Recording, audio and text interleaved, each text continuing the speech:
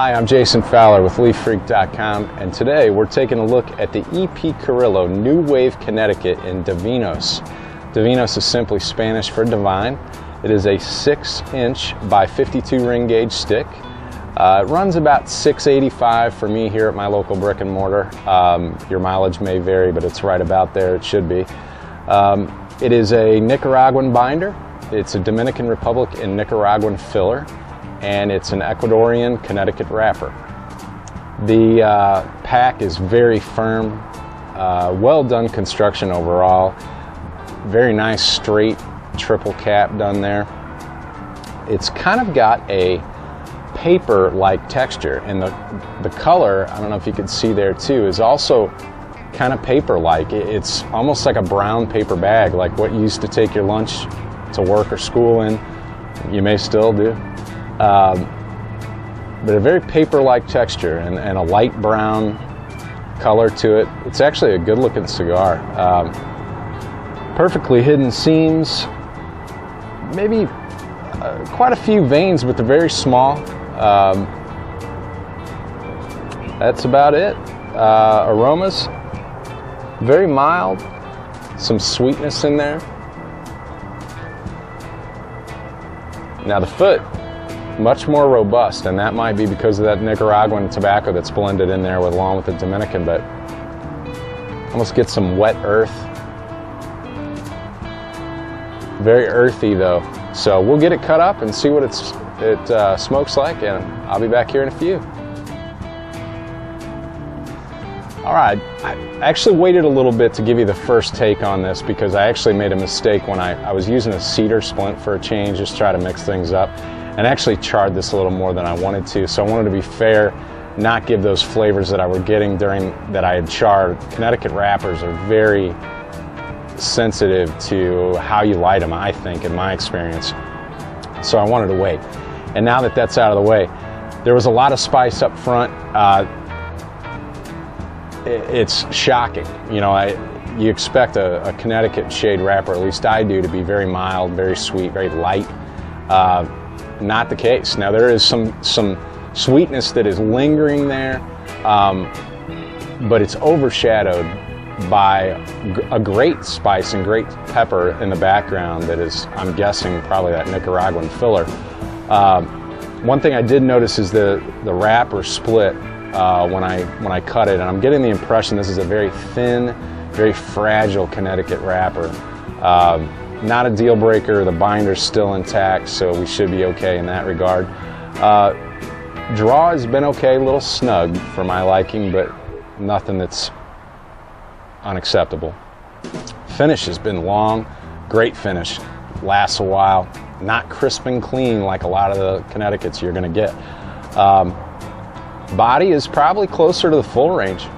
I expected mild to medium, and I'm getting medium to full and probably closer to the full side. So we'll keep smoking, and I'll let you know here in a few how things are progressing.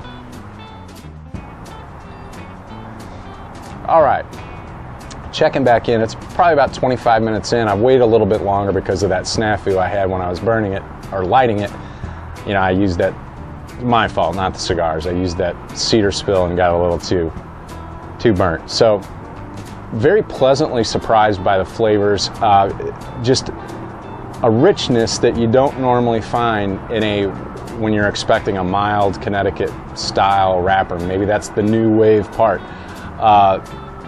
It's kind of a rich, oily, cashew, nutty-like flavor, but it's got a ton of complexity around it that you don't normally have with these. That, you know, it's like you draw on a Connecticut and you're like, did I get tobacco there? And one lesson I've learned from doing this, I'm trying to broaden my horizons and do other style of sticks, because I know there's people out there that like these, and I'm pleasantly surprised so far. Other flavors I'm not one for fancy descriptors, and this is definitely not fancy, but a lot of times you go to a restaurant and you'll have rolls they'll bring out, and a lot of times they provide some sort of honey butter or sweetened butter. I get cinnamon butter. I don't remember where I've had that at, some restaurant, but it's like a cinnamon butter type flavor that is in this that is terrific for a change of pace. Just, you smoke a lot of cigars, you get used to tasting the same thing all the time, and you're trying to really pick out these subtle differences.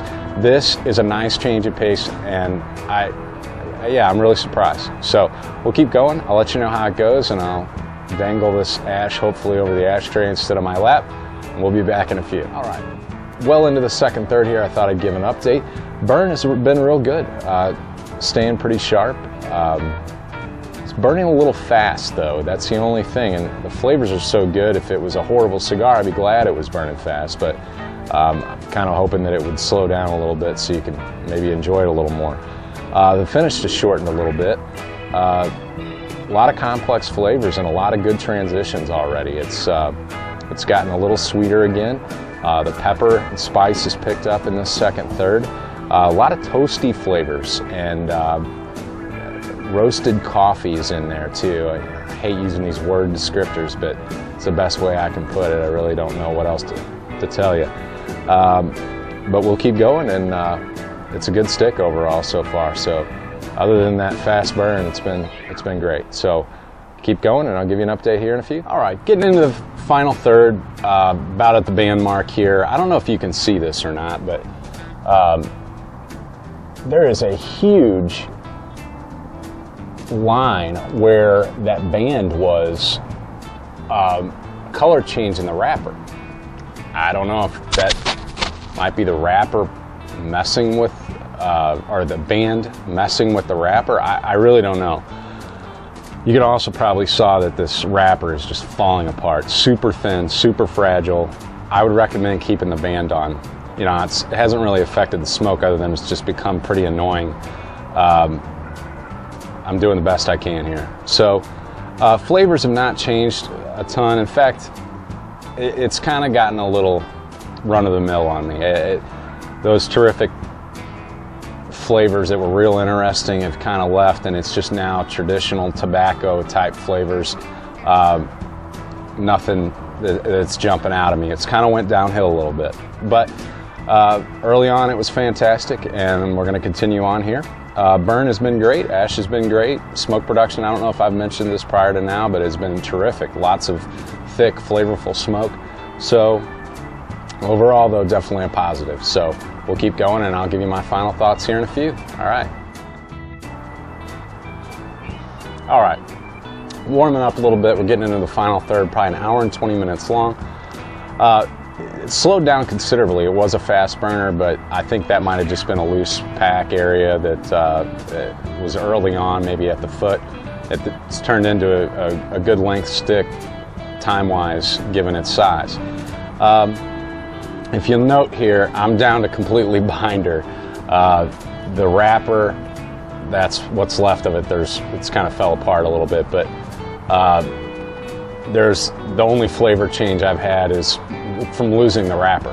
And again, it's kind of continued to go kind of, you know, traditional, and not necessarily in a good way. It's just a very, you know, normal cigar with normal profile flavors, just traditional tobacco. It's a shame because it really started off great. I loved the early on flavors, and it's a great value, fantastic value for under $7, and those early flavors, it's fantastic. And if you count yourself as a full cigar fan like I do, don't be scared off by it, because it really marries the great characteristics of a Connecticut wrapper with a fuller flavored cigar. And I guess that's the new wave part of it. It really is cool in that regard. I can't recommend it wholeheartedly. I'll definitely smoke more of them, but as far as it being a box buy or something that I would add to my, you know, couple times a week rotation, I'm just short of that. But yeah, that's all I got. So I'm Jason Fowler with LeafFreak.com. Check us out on Twitter. It's @TheLeafFreak, and we'll see you next time. Keep the hot end out.